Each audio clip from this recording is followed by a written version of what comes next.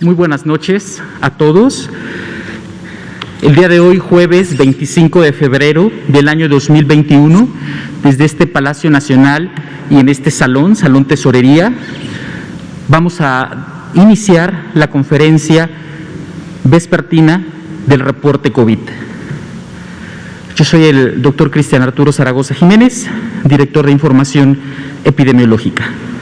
Y el día de hoy queremos enviar un cordial saludo a todas las personas televidentes que nos siguen a través de las diferentes plataformas, de los diferentes medios digitales, a nuestros compañeros reporteros aquí presentes y sobre todo también a toda la gente de otros países connacionales nuestros que nos siguen ante el interés de esta conferencia. El día de hoy nos acompaña el doctor José Ernesto Ramírez González. Él es responsable de la Unidad de Desarrollo Tecnológico e Investigación Molecular del INDRE. Ya lo había comentado en sesiones anteriores el doctor López-Gatell, quien nos hablará de las variantes y de todo el trabajo que hace este querido instituto referente a este tema. Él pertenece al grupo de expertos nacionales en el tema de biología molecular de nuestro país. Y también está con nosotros nuestro apreciado director general de epidemiología, el doctor José Luis Alomía Segarra. La dinámica de la conferencia consistirá en presentar el comunicado técnico diario. Posteriormente, el doctor Ernesto Ramírez nos explicará el tema de las variantes y el doctor José Luis Alomía nos dará el informe del avance que tenemos en el plan de vacunas, para posteriormente pasar al tema de preguntas y respuestas que amablemente nos hacen nuestros compañeros reporteros. Pues con el permiso de todos ustedes pasaré a dar el comunicado técnico.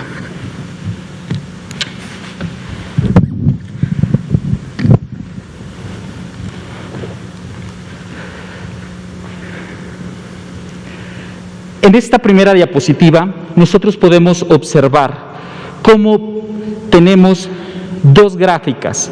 La gráfica de los casos estimados, que para el día de hoy, 25 de febrero, son 2.264.524 casos estimados. Y tenemos una gráfica de verde oscuro, donde tenemos a las personas recuperadas. Para el día de hoy tenemos 1.620.008 personas recuperadas. Y tenemos 183.692 lamentables defunciones. Ustedes pueden observar dos cifras en nuestra pantalla. Una cifra en verde, que son 51.130 casos activos estimados, lo que representa representa la epidemia dinámica y es un 2%. Ese es el total de la epidemia actual, 51.130 casos activos estimados. Y tenemos una cifra debajo de ella que dice 849.957 esquemas completos de vacunación contra COVID-19, que son todas aquellas personas que han tenido y completado las dos dosis. Si me dan la siguiente, por favor.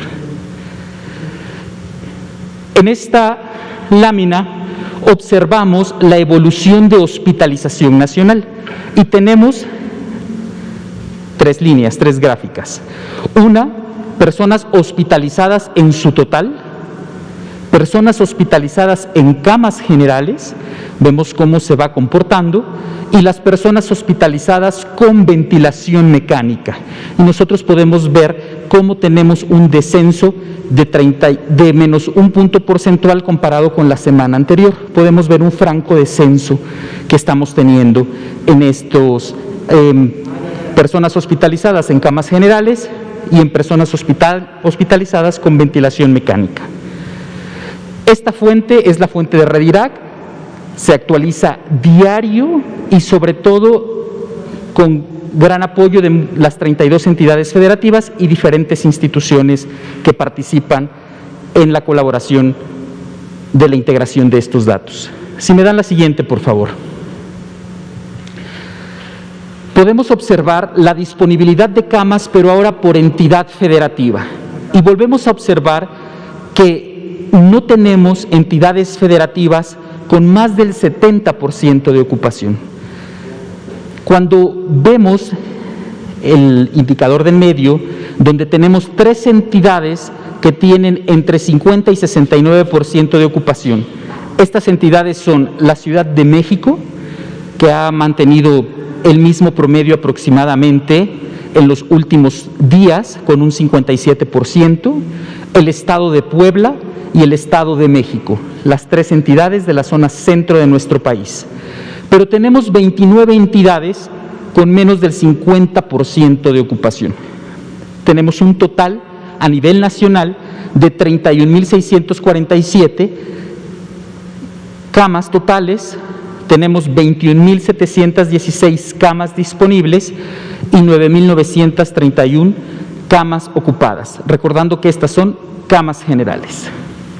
Si me dan el siguiente tema. Disponibilidad de camas con ventilador. Para este momento no tenemos ninguna entidad federativa que represente más del 70% de ocupación en camas con ventilador, que son aquellos pacientes que requieren esta ventilación asistida mecánica en esta parte. Tenemos solo una entidad entre el 50 y el 69% de ocupación, que es la Ciudad de México, pero tenemos 31 entidades federativas con menos del 50% de ocupación.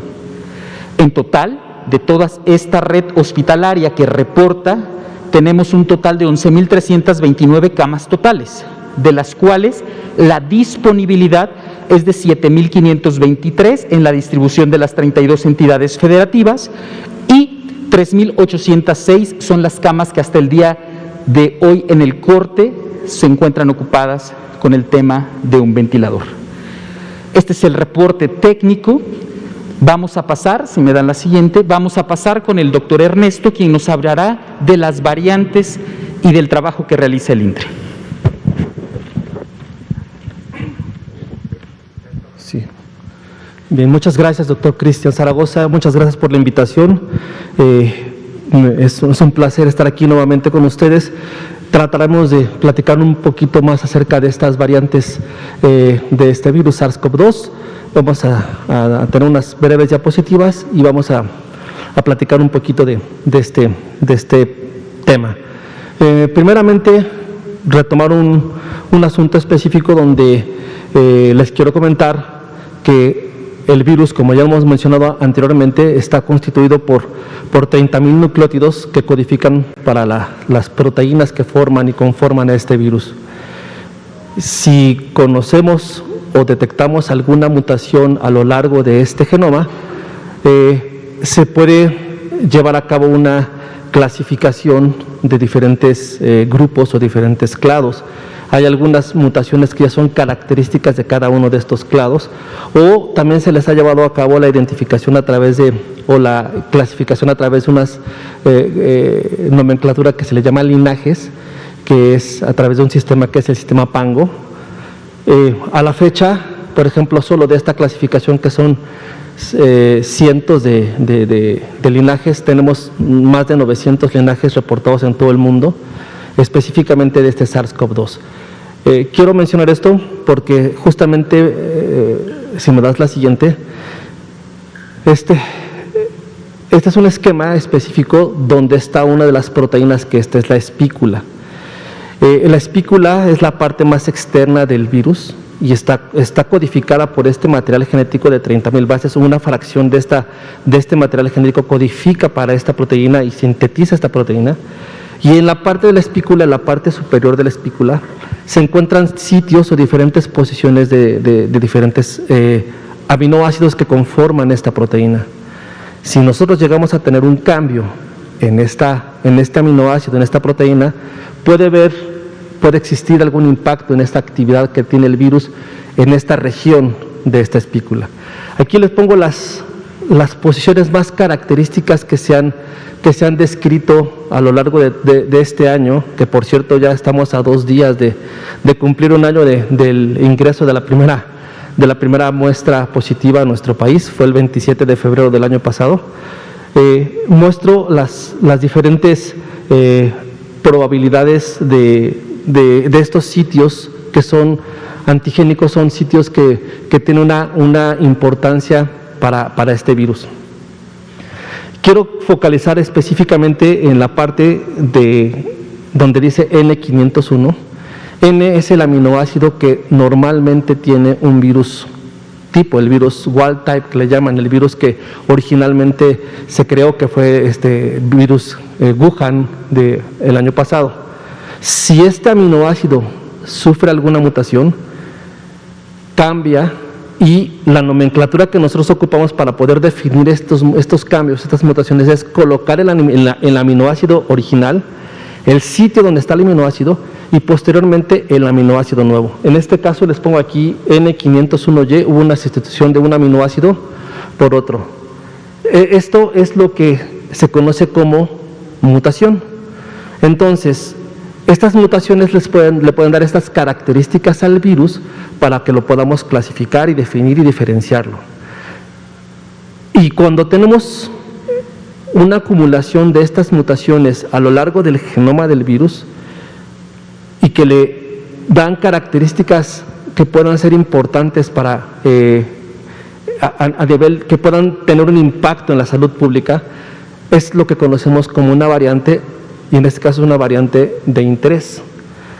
¿Por qué? Porque estamos teniendo modificaciones o mutaciones, sustituciones le llamamos, en esta parte de la proteína y en algunas otras partes del virus. Si me das la siguiente, por favor.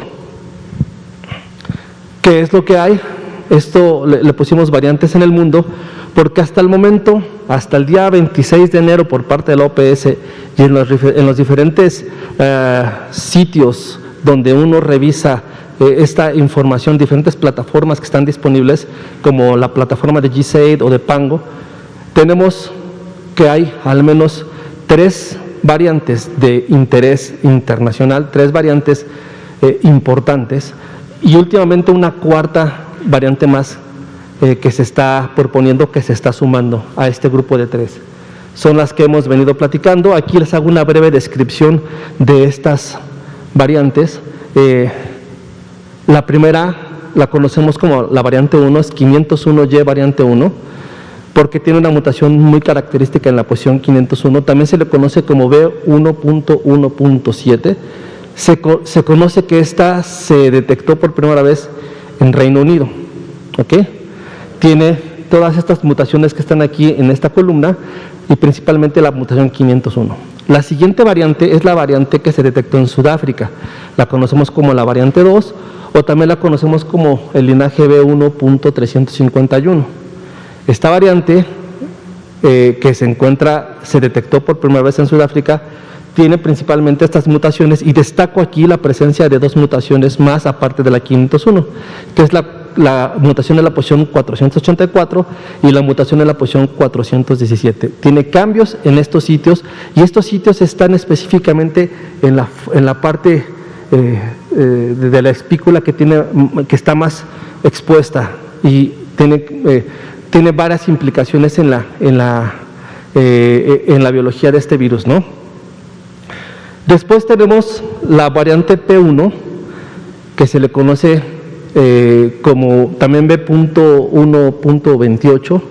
Esta variante se detectó por primera vez en Brasil a principios de este año. Tiene las características de presentar estas mutaciones, ¿ok? Y lo que hemos observado que ya se han estado presentando estas variantes en diferentes países. Al día de hoy, la OMS nos hizo un alcance. Estos son los países donde se ha encontrado esta mutación. Constantemente están haciendo reportes, constantemente están cambiando. De hecho, de 77 ya pasó a 100, de 37 pasó a 51 los países donde se encuentran estas variantes. Son las variantes de interés. El reporte que tan amablemente les han ofrecido aquí en algunas ocasiones y que no hemos cambiado mucho es, encontramos de la variante encontrada como B.1.7, en el país hemos encontrado 6 casos, y de la variante P1 hemos encontrado solo un caso. Quiero comentarles que esta la cuarta variante, es una variante que se ha encontrado en el sur de Estados Unidos, en California. También presenta ciertas características, un impacto porque ha tenido un crecimiento en su distribución en este país. Nosotros, cuando ya hemos secuenciado y hemos analizado, hasta el momento hemos encontrado que de esta variante en el país hemos detectado 10 casos. Esto es factible por la cercanía que tenemos con Estados Unidos. Rápidamente les voy a presentar esquemáticamente qué fue lo que hicimos. ¿Me das la siguiente, por favor? Específicamente de la conocida como variante encontrada en Reino Unido, tenemos 6 casos. Todos lo que hacemos es hacer la secuencia de genoma completo y hacer un análisis filogenómico, y de acuerdo al resultado que tenemos del análisis filogenómico vemos con cuál de las variantes se puede agrupar. En este caso vemos que nuestras muestras se agrupan perfectamente bien con esta variante de Reino Unido, que bueno, la variante es la B1.1.7. Si me das la siguiente, que tenemos 6 casos. La siguiente es específicamente la variante de Brasil, que la tenemos en una muestra procedente de Guadalajara, de Jalisco, perdón. Y aquí quisiera ser enfático y claro que esta variante se le conoce como variante P.1. El árbol filogenético que tengo aquí, filogenómico, en el recuadro se observa en verde el color donde está ubicada nuestra muestra. Ojalá que lo alcancemos a ver, es una secuencia que está en color rojo. Esa es la variante P1 y se agrupa con las variantes detectadas en Brasil que tienen las mismas características genómicas. Existen otras variantes que también han circulado en Brasil, que son la variante P.2. Ahorita retomo este asunto de la variante P.2, que no es una de estas variantes de interés. Quiero hacer la aclaración. ¿Me das la siguiente, por favor? Recordarán que hace unos 15 días nos presentamos aquí hablando específicamente de muestras que habían encontrado en el estado de Jalisco, específicamente en la Universidad de Guadalajara, donde nos presentaban que encontraban la mutación E484K. Bueno, analizamos hicimos el trabajo, analizamos la secuencia de genoma completo. Efectivamente tenemos esta mutación, pero no contiene las demás mutaciones que son características de la variante P1, que le conocemos como variante brasileña. No las contiene, de tal modo que descartamos que estas secuencias, estas muestras, pertenezcan a estas variantes de interés. Sin embargo, cuando hacemos nosotros un análisis filogenómico, resulta que estas muestras se agrupan filogenéticamente con la otra variante que también circula en Brasil, que es la variante P2, que no tiene el mismo impacto a nivel de salud pública como lo tiene la variante P1. Sin embargo, no debemos de descartar que contiene una mutación de una relevancia importante, de un impacto importante, y sugerimos que se hagan diferentes estudios epidemiológicos, virológicos, clínicos, para ver el impacto que pueda tener esta variante a nivel nacional. Si me dan, por favor, la siguiente.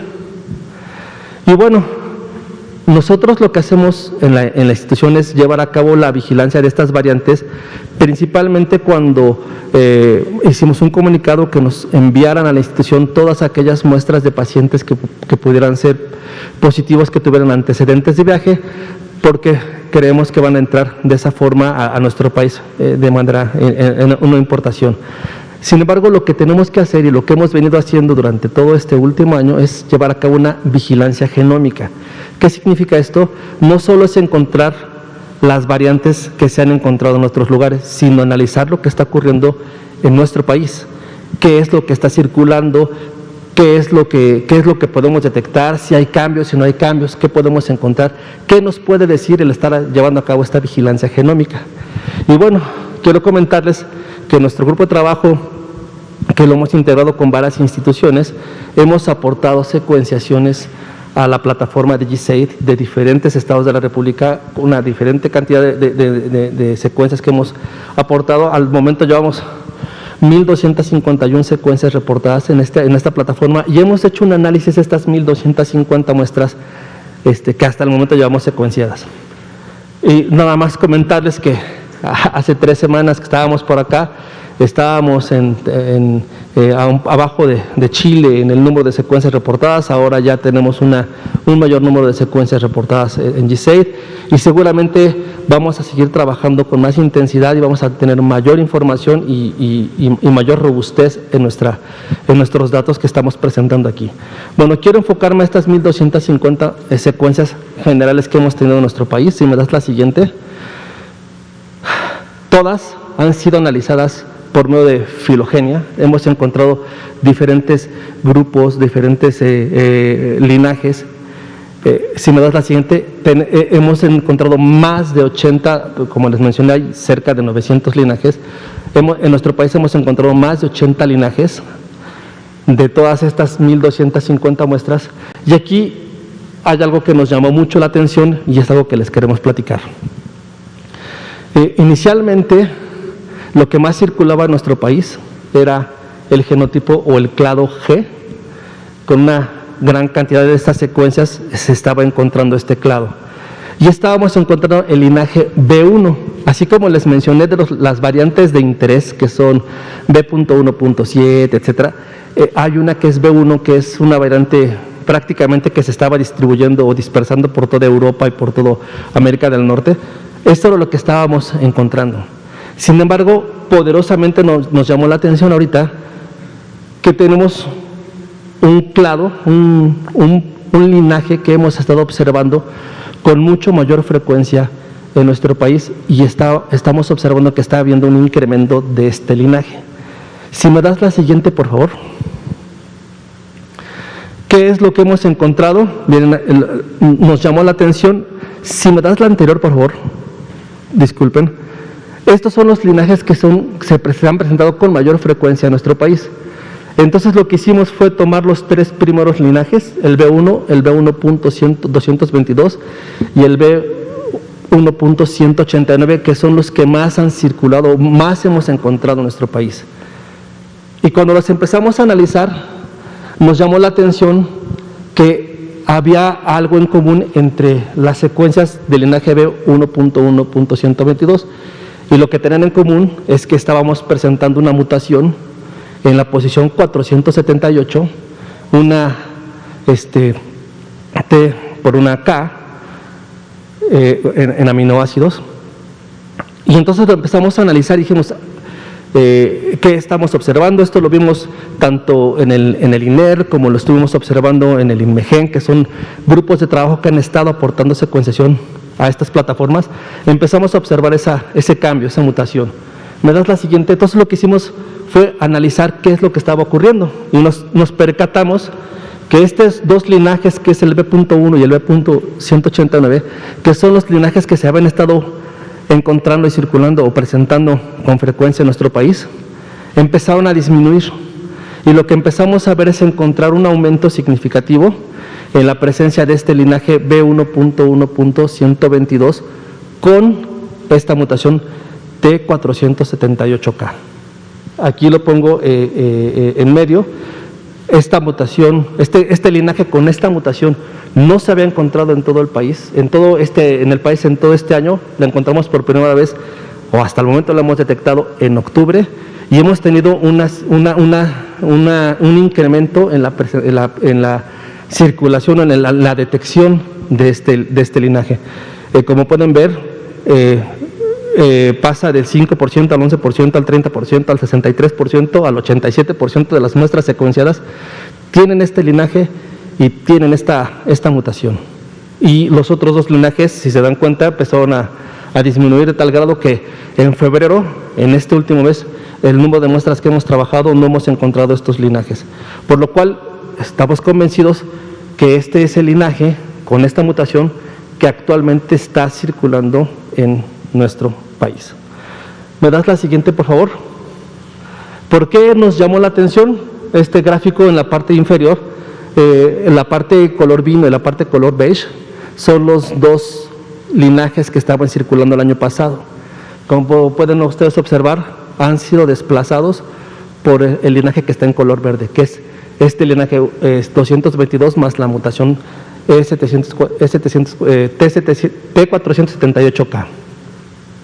¿Por qué nos llamó la atención? Por lo siguiente: al comparar los estudios que han hecho en estos países donde se encontraron estos linajes, las variantes de interés, nos dimos cuenta que iban incrementando el ascenso en su frecuencia de identificación en estos países, tanto la variante 1 en Inglaterra, la variante 351 en Sudáfrica, la variante P1 en Brasil, la variante de Estados Unidos, estaban teniendo un aumento significativo. Cada mes estaba aumentando de una manera significativa la presencia de estas variantes, y ese efecto lo estamos observando nosotros en esta variante que estamos encontrando, que estamos reportando en este momento. ¿Por qué es importante? Primero, porque es un linaje que está circulando, y la segunda, porque estamos encontrando una mutación que se encuentra en un sitio específico de la espícula. Recordarán la primera diapositiva que les puse, donde estaba la estructura secundaria de la espícula y donde había varios aminoácidos de interés. Este es uno de los aminoácidos de interés. Entonces es una posición importante. Sugerimos en este momento llevar a cabo, fortalecer los estudios epidemiológicos de esta circulación, de esta variante 222 más la mutación T478K. Sugerimos también llevar a cabo estudios virológicos, estudios clínicos, para ver cuál es el impacto de este hallazgo que estamos reportando en este momento. Hasta este momento es todo por mi parte. Si me das la siguiente. Solamente igual terminar por agradecer a todo el trabajo multidisciplinario que hemos hecho en la institución. En este caso, la mayor parte de las secuencias que hemos estado analizando son muchas muestras de la Ciudad de México. Hemos trabajado mucho con el INMEGEN y con el INER, que han estado trabajando fuertemente con el gobierno del Distrito Federal. Entonces, es un trabajo conjunto entre varias instituciones, y seguramente lo vamos a fortalecer en breve para tener más datos y tener mayor certeza de lo que estamos encontrando. Por mi parte es todo. Muchas gracias.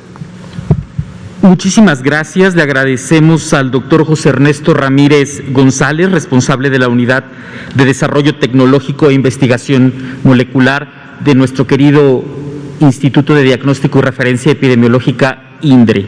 Ahora vamos a cederle la palabra, y gracias a la tecnología, al doctor José Luis Alomía Segarra, quien nos compartirá el informe referente al tema de vacunación y los avances.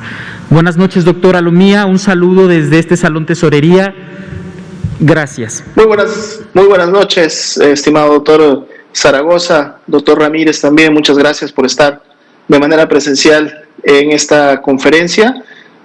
Un saludo fraterno también a todas las personas que están en este momento presentes, a los medios de comunicación, obviamente, y a todas las personas que siguen a través de los diferentes canales y redes sociales esta conferencia vespertina. Vamos a iniciar con la actualización de la Estrategia Nacional de Vacunación, con nuestra primera diapositiva, en donde siempre estamos actualizando el avance diario de la estrategia en todo el país. El día de hoy, como pueden ustedes ver, tenemos un incremento importante de dosis aplicadas en relación a los últimos días, y el reporte, que como también ya lo conocen, es un reporte preliminar para el día. De seguro el día de mañana tendremos todavía una mayor cantidad notificada, pero por lo menos hasta el momento del corte tenemos 162.233 vacunas que se han aplicado el día de hoy. Y también, como recordarán, pues ya en esta semana prácticamente tenemos en México la aplicación de 4 tipos de vacuna, no solamente para efectos de cómo funcionan las mismas, sino también, obviamente, de las casas farmacéuticas que la producen. Entonces, todas enmarcadas en una logística específica y también orientadas a los grupos poblacionales que están claramente definidos en la Política Nacional de Vacunación. Si vemos la siguiente diapositiva, vamos precisamente a notar el acumulado. El día de hoy rebasamos los 2 millones ya de dosis aplicadas de vacuna, específicamente 2.088.813 dosis, y podemos ver cómo la curva de dosis acumuladas vuelve nuevamente a tener una velocidad importante y empieza nuevamente a subir. Obviamente esto es gracias al esfuerzo que se está realizando en cada una de las 32 entidades federativas que están llevando a cabo la operacionalización y ya la aplicación directa de esta vacuna a los grupos que hemos comentado. Si vemos en la siguiente diapositiva, podemos ver precisamente las 4 vacunas que en su momento comentaba han llegado ya al país. Estos son los números de las dosis disponibles de cada una de ellas. La primera en llegar, como ustedes saben, el pasado 23 de diciembre, con inicio de vacunación el 24, fue precisamente la vacuna de Pfizer-BioNTech, y hasta el momento, desde ese diciembre en que empezaron a llegar, han arribado al país 1.769.625 dosis. Otra vacuna, AstraZeneca, fue la segunda también en arribar al país, con 870.000 dosis. La siguió precisamente la vacuna Sinovac, con 200.000 dosis, y la más reciente en llegar fue precisamente Sputnik V, con 200.000 dosis. Esto suma entonces un total de dosis que se han recibido hasta el momento en México de 3.039.625 dosis, sumando ya los 4 tipos de vacuna. Y por lo tanto representa, en función de la diapositiva anterior, donde veíamos ese más de 2.088.000 dosis aplicadas, pues bueno, hasta el momento se han entonces aplicado 69% de este total de más de 3 millones de dosis que hasta el momento han arribado al país. Es importante resaltar, sobre todo ahora cuando estamos viendo en pantalla estos 4 tipos de vacuna y las cantidades que han llegado, que pues bueno, esto es la materialización y el reflejo del esfuerzo que el gobierno mexicano en su conjunto realizó desde mediados del año pasado para poder en un primer momento identificar los potenciales candidatos, darles un seguimiento específico y puntual a cada uno de ellos para identificar cuáles serían las que tendrían la disponibilidad ya de producción y comercialización de su vacuna, llevar a cabo los contratos correspondientes en base a este análisis para entonces tener la mejor ventana de oportunidad de poder adquirir las primeras dosis que estuvieran disponibles a nivel internacional. Y eso se viene materializando, decíamos, desde el mes de diciembre, en donde ahora México cuenta ya con estas 4 opciones, que son además vacunas que seguirán llegando al país, tal como se han presentado en conferencias previas con la calendarización y las cantidades específicas de vacuna. Y bueno, se sumarán también otras en el transcurso de siguientes semanas y meses, y a través de las mismas se pretende cumplir con los objetivos bien definidos en esta Estrategia Nacional de Vacunación y su política para todo el país. Si vemos la siguiente diapositiva, actualizamos básicamente la aplicación de las segundas dosis en el personal de salud. Esto es una actividad que se está llevando a cabo en las 32 entidades federativas. Para el día de hoy son 526.412 de acuerdo al reporte de personas con aplicación de segunda dosis, lo cual pues eleva el porcentaje ya de cobertura de segunda dosis a 76%, y de seguro en siguientes días, y además con el arribo de la vacuna Pfizer-BioNTech que recientemente se recibió, podremos estar llegando a lo cercano del 100% de cubrir ya a todo este personal de primera línea de atención a personas con COVID en unidades sobre todo que atienden a los pacientes COVID, que puedan tener ya la cobertura completa de 2 dosis, y por lo tanto en siguiente semana y siguientes 2 semanas esperar entonces tener obviamente también la efectividad que en su momento esta vacuna ha demostrado en sus ensayos previos, y que entonces esta medida de salud pública para específicamente este grupo pueda empezar a demostrar su impacto a través de la obviamente disminución de la carga de enfermedad, es decir, de los casos en este grupo poblacional, pero muy importante, la disminución sobre todo de la mortalidad y letalidad en estos mismos grupos. Estamos todavía obviamente esperando los datos para ver cómo avanzan otras segundas dosis, tanto del personal educativo como de personas adultas mayores, que en su momento también deberán de recibir la segunda dosis para cada uno de los tipos de vacunas que se han hasta el momento distribuido. Y la siguiente y última diapositiva de este grupo de información sobre la vacunación es precisamente la actualización de los eventos supuestamente atribuibles a vacunación.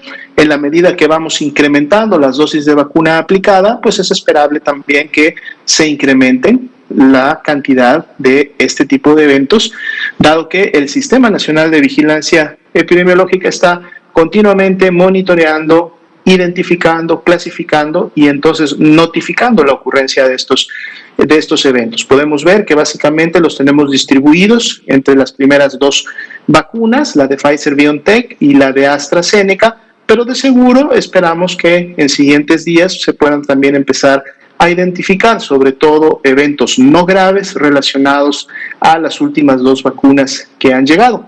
Como podemos ver, la gran mayoría son de este tipo, es decir, SAVIs no graves, y hasta el momento se han registrado solo 52 casos, que es el 0.4%, que es menos, del 1% del total de vacunas que se han aplicado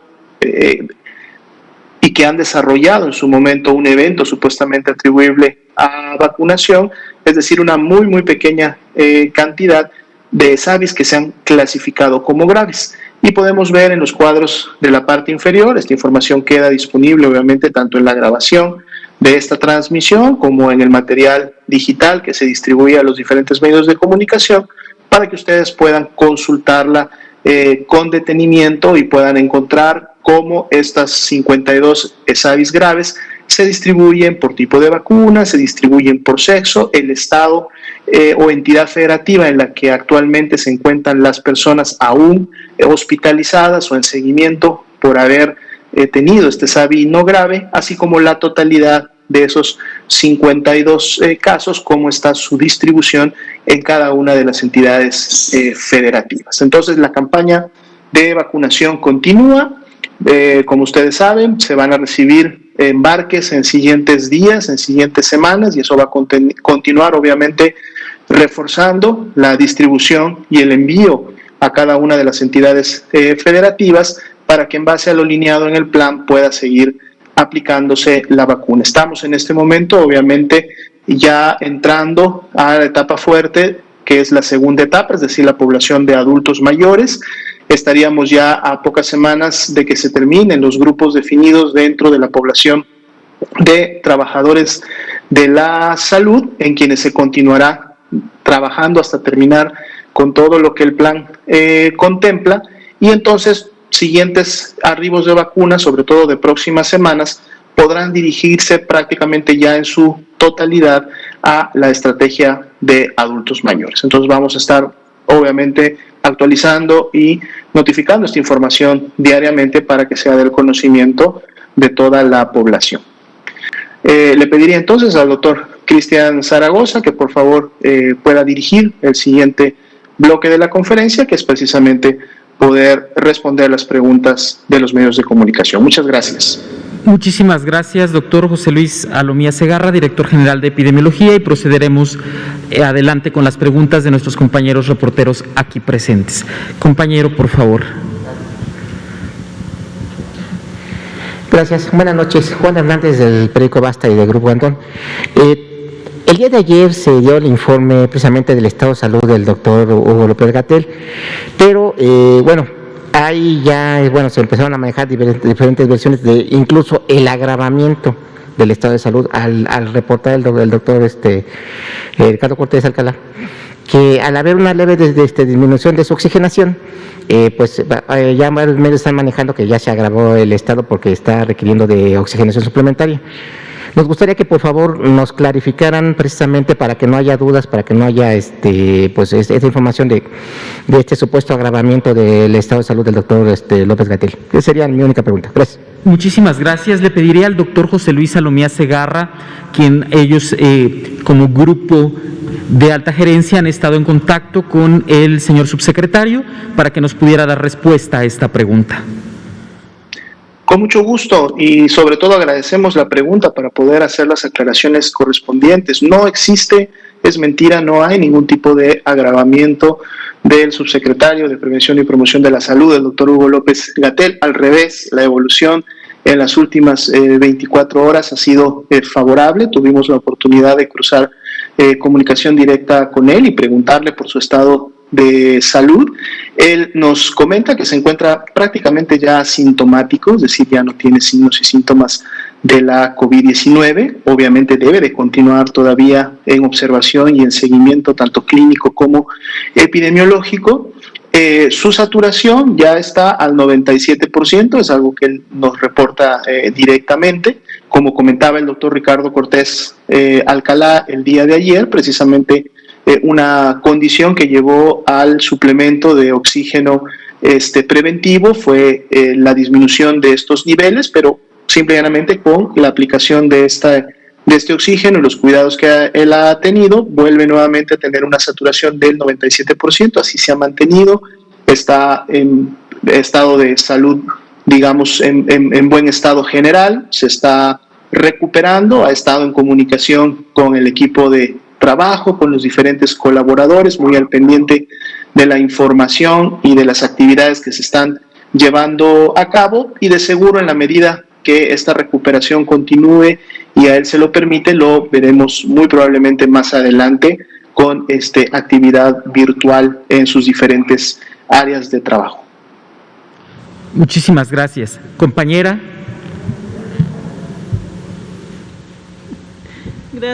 Gracias. Buenas noches, Liliana Noble, de Pulso Saludable.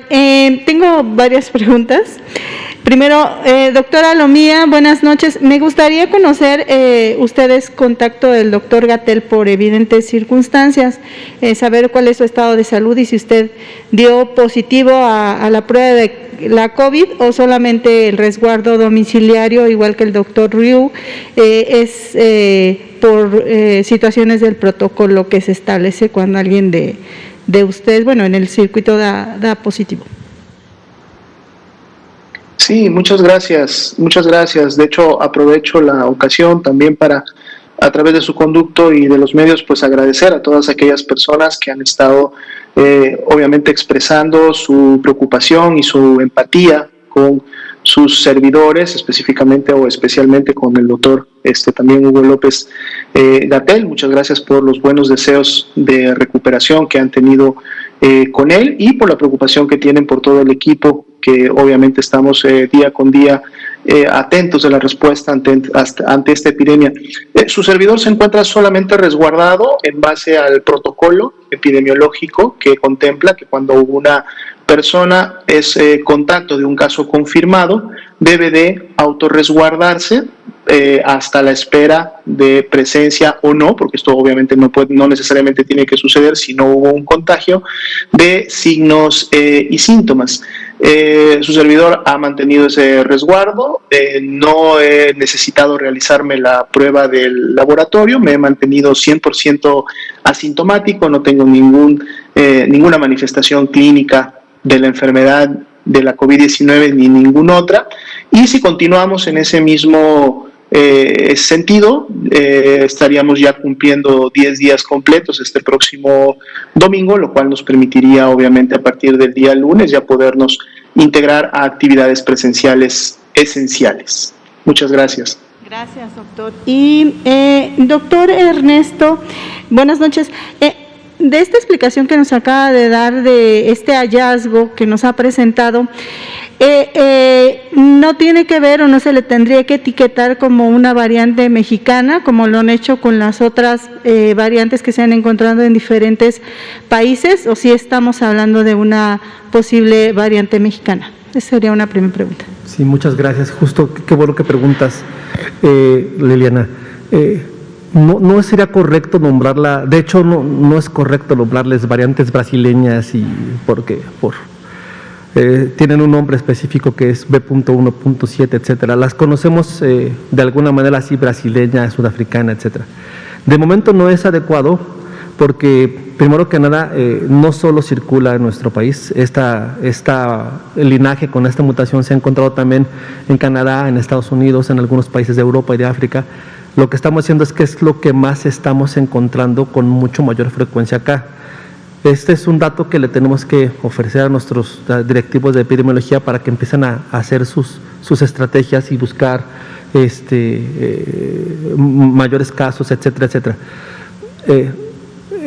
Nosotros en Pango, que es un sitio donde se depositan y se hacen los análisis filogenéticos y filogenómicos, podemos hacer una solicitud específica para que le nombren de alguna manera a este clado específico, tenga un nombre en particular, pero no es adecuado de momento llamarle una variante mexicana, por lo que te estoy comentando. Creo que es importante que estemos analizando qué es lo que pueda suceder con esta variante que está circulando en nuestro país. Seguramente serán estudios, encontraremos, haremos un trabajo integral con mayor robustez.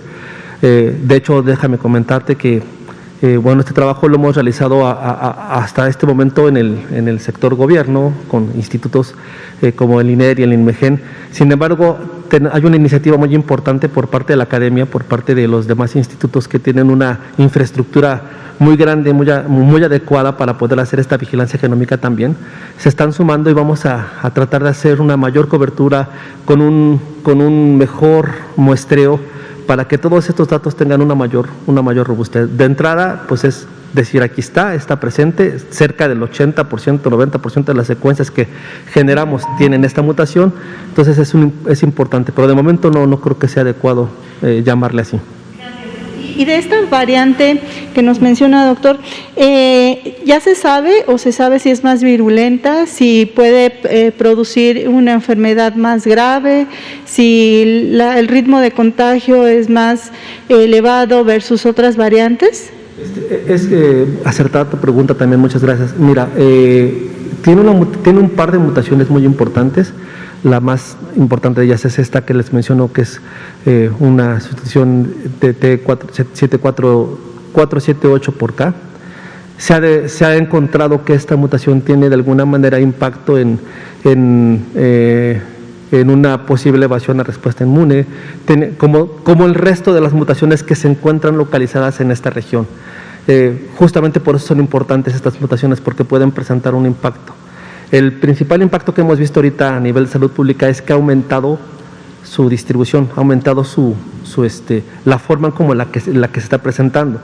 De hecho, ahorita les puedo decir que de los 70, 80 casos que llevamos secuenciados de febrero nada más, en el 80% de los 80 casos se presenta esta seguramente puede tener una mayor transmisibilidad, etcétera. Todo esto, por eso sugerimos que se hagan estudios virológicos, que se hagan estudios epidemiológicos y clínicos, para ver si tiene o no tiene impacto en salud pública. De momento es la presencia de esta variante.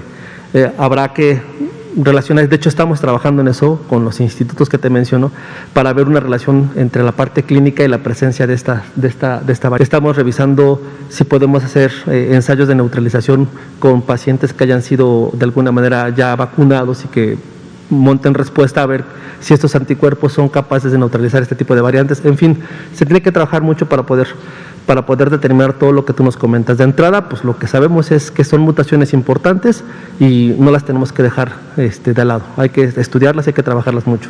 Gracias. Y finalmente, doctor Cristian, quisiera que nos ayudara a aclarar el tema de los posibles o de los contagios. Entiendo que si alguien tiene COVID-19, dio positivo, se recupera, pasa el tiempo, 2, 3, 6 meses, a lo mejor hasta un año, y nuevamente vuelve a dar positivo al SARS-CoV-2 y nuevamente tiene síntomas de la COVID-19. Yo, y creo que el universo completo entenderíamos que es un recontagio. Si no es un recontagio, ¿cómo se le llamaría? ¿Depende del clado, la familia, la cepa? ¿O cómo se tipificaría a este individuo con estas características? Gracias. Sí, gracias por la pregunta.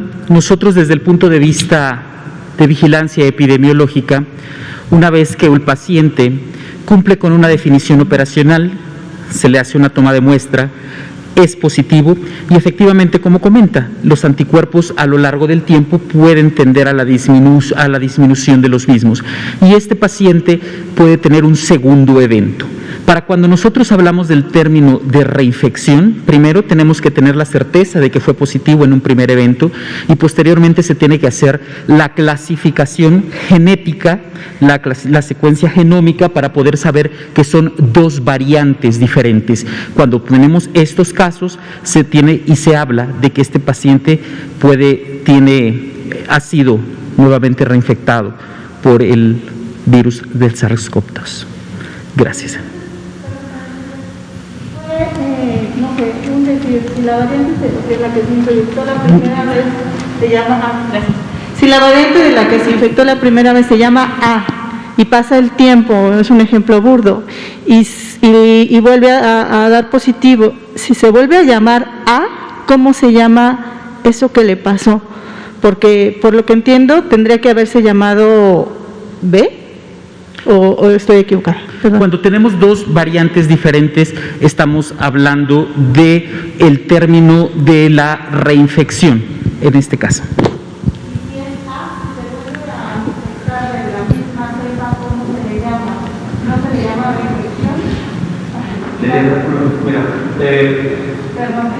No, adecuadamente tu pregunta y tiene varias posibles respuestas. Mira, la primera es, aquí les presentamos hace unos meses quizá el caso de una muestra de una paciente del estado de Guerrero que se infectó en junio, a finales de mayo, después volvió a salir positiva en julio, después volvió a salir positiva en octubre. Tuvimos la muestra 1 y la muestra 3 y el clado, este era G y esta GR, eran completamente diferentes, se ubicaban en grupos diferentes, en clados diferentes. Claramente entonces hablamos de una reinfección porque estamos hablando de dos variantes completamente diferentes. En el caso de que fuera una sola variante, que fuera exactamente la misma, podemos hablar de dos cosas. La primera es que sea una persistencia, que el virus no terminó por salir del hospedador, en este caso del humano. A lo largo del tiempo ha habido casos de 10, 12, 14, 15, 20, 30, 50 días que siguen excretando virus. Entonces estamos hablando, por eso es importante que tenga un caso positivo, después que sea negativo y después que vuelva a ser positivo. Y la otra es que no haya montado respuesta. Me explico que si no montó respuesta y se infecta con el virus A, como le mencionas, pasa el tiempo y se vuelve a infectar con el mismo virus A, probablemente no montó una respuesta inmune y por eso es que pueda ser infectado. Entonces son varias las posibilidades y varias las explicaciones que pueden existir, pero la más importante es que si es reinfección es porque tenemos dos variantes. De hecho, la velocidad con la que el virus va cambiando, estos cambios que les he presentado, estas mutaciones, generalmente producen 1 o 2 cambios por mes, mutaciones por mes. Entonces, con eso bastaría para poder definir si es un virus igual o un virus diferente.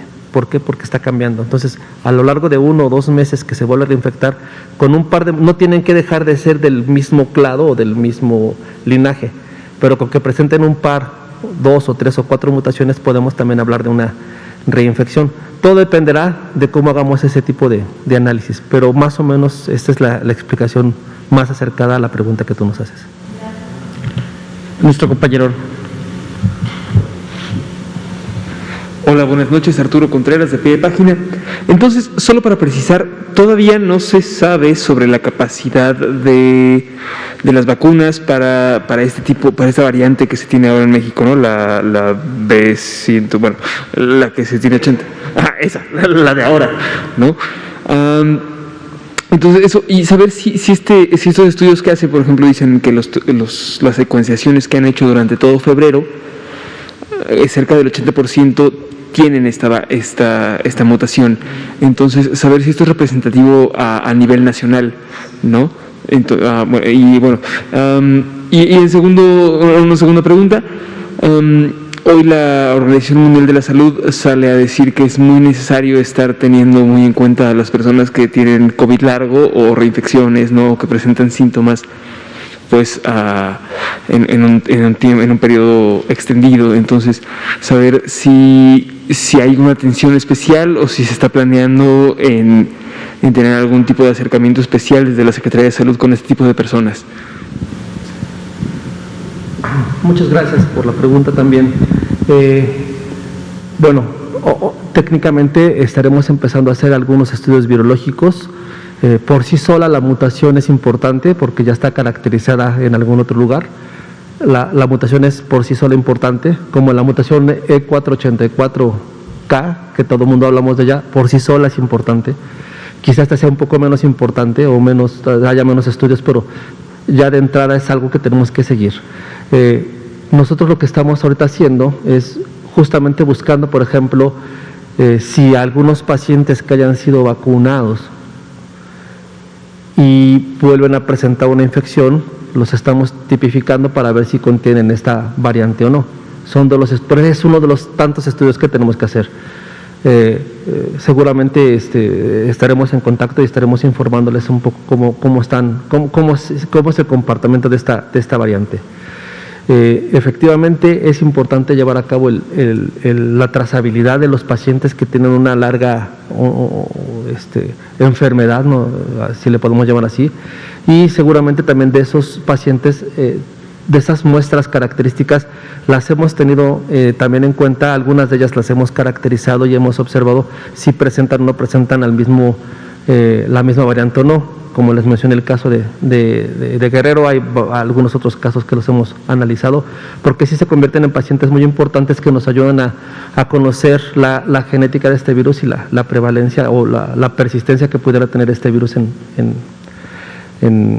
el huésped. Y con relación a la vacuna específicamente, pues seguramente vamos a asociarnos con los investigadores que así nos puedan apoyar también para buscar esas neutralizaciones virales que podemos hacer con esta variante de pacientes que ya hayan de alguna manera montado una respuesta inmune, si son capaces de neutralizar con los anticuerpos de alguna vacuna el paciente haya tomado una vacuna, produzca anticuerpos, ocupar sus anticuerpos para neutralizar este tipo de variantes. Y de las que vayan circulando y de las que vayamos encontrando. Son estudios que se tienen que hacer. Seguramente las estaremos haciendo para poder tener información certera.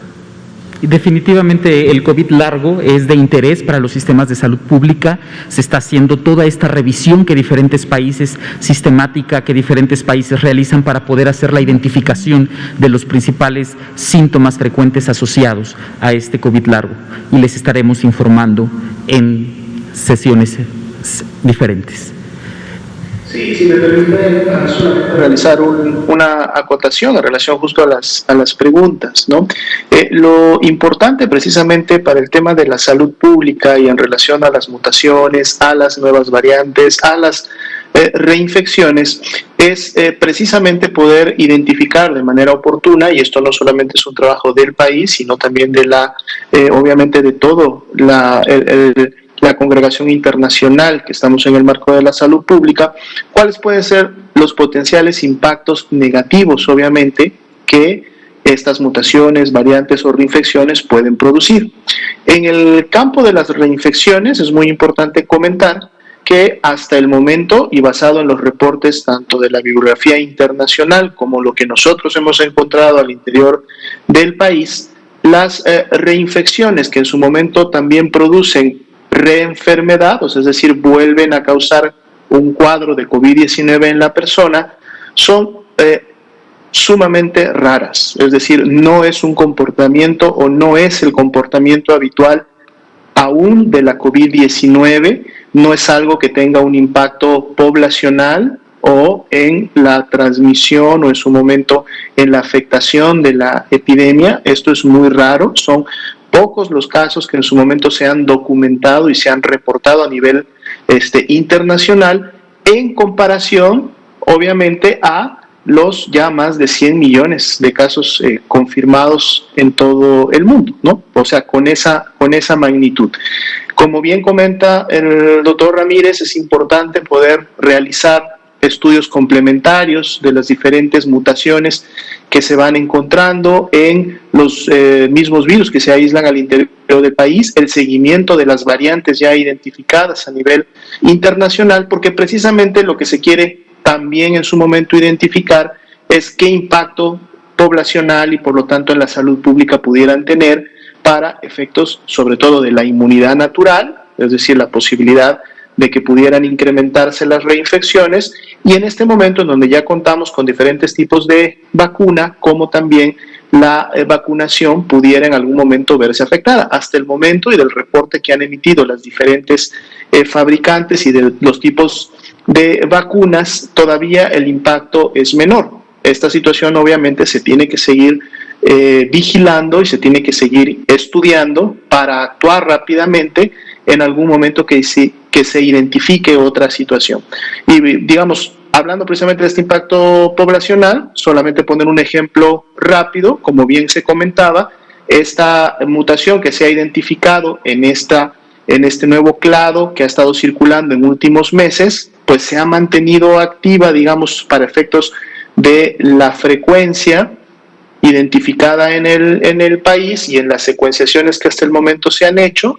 Continúa inclusive siendo el principal clado y la principal mutación encontrada en el mes de enero y en lo que va del mes de febrero, que prácticamente estamos ya cerrando el mes de febrero.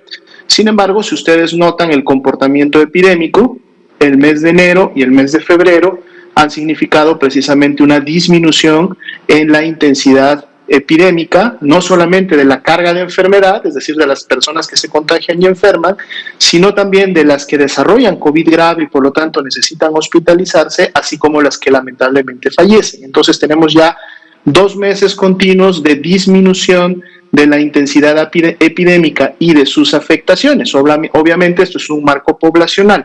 Se van a hacer los estudios específicos de las personas que tuvieron este clado y esta mutación para, en comparación con las que no las tienen, tratar de identificar si hay características que en su momento le pudieran conferir, obviamente, algún otro impacto a esto que se acaba de comentar. Pero esto se hará y en su momento se podrá también comunicar con oportunidad. Gracias.